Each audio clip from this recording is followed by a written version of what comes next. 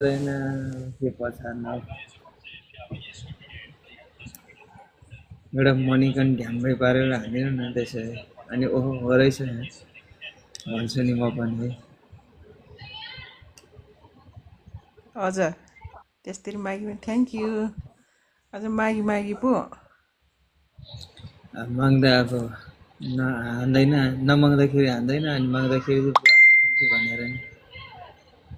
ल अब चाहिँ हुँदैन जस्तो छ उतैबाट जित्छन् अहिले चाहिँ ओहो वेलकम छ है हजुर त्यसो भए जोस् अहिले चाहिँ मलाई जिताउनु थाहा भयो थियो मलाई थाहा थियो है हजुर तपाईँले जिताइदिनु भयो होइन वेलकम छ हजुर